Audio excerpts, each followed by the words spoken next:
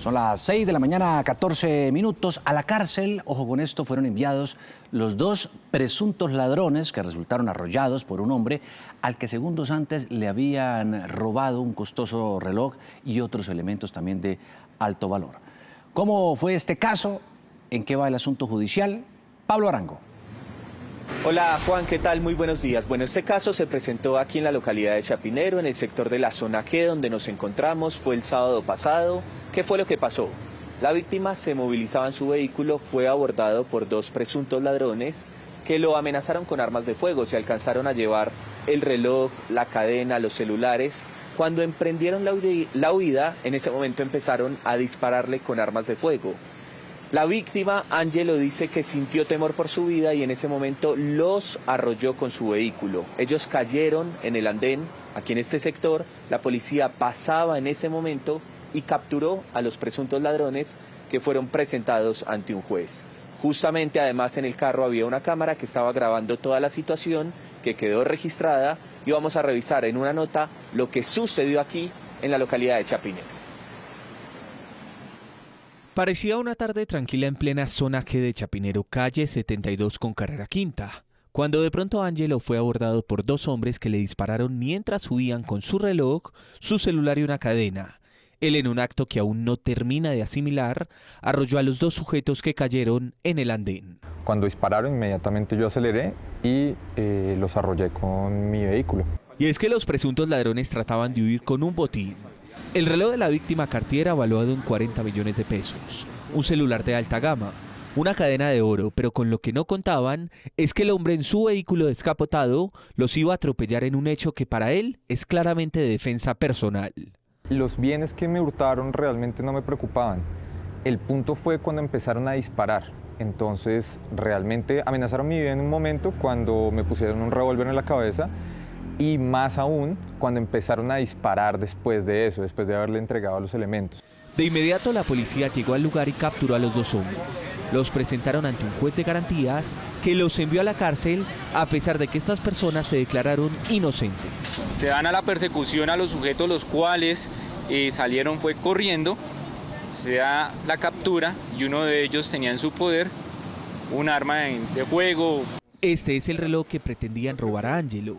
En los hechos, ni los presuntos ladrones ni la víctima resultaron con lesiones. ¿Usted no le da miedo salir a las calles de Bogotá, una ciudad tan peligrosa, con artículos tan costosos?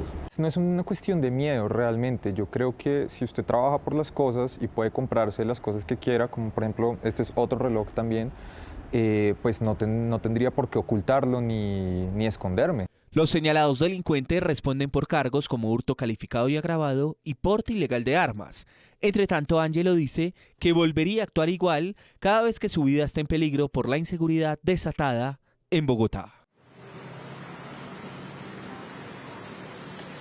Además, hemos conocido que estos presuntos delincuentes tienen antecedentes por otros delitos. Por eso nos acompaña hasta ahora el comandante de la policía de Chapinero, a quien agradecemos por madrugar en Noticias Caracol. Bueno, la primera pregunta es eso, ¿tienen antecedentes estas personas? ¿Ustedes qué lograron verificar?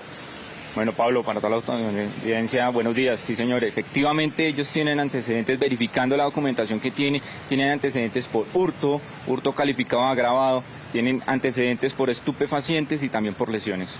Coronel, ¿cómo fue ese momento? ¿Cómo es que justamente en ese momento había una patrulla de la policía pasando y lograron capturar a estas personas? ¿Cómo fue eso?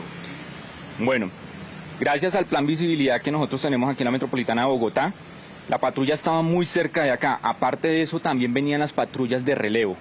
Fue allí cuando escucharon las detonaciones, se activaron las alarmas, se empezó a activar el plan candado. La patrulla llega al sector, ve unos sujetos que rápidamente le dicen que son unos sujetos que acaban de huir, emprenden la persecución y efectivamente pues son aprehendidos por nuestros policías. Luego de ello se le hace la requisa y a uno de ellos se le encuentra un arma de fuego. Se le encuentra un arma de fuego, incluso la moto había quedado en el piso, la huida de ellos es caminando, corriendo. Ahí es cuando los policías tienen que ir tras ellos. Sí, después de que el doctor Ángelo embiste a estos dos sujetos en la moto, ellos emprenden la huida a pie, corriendo.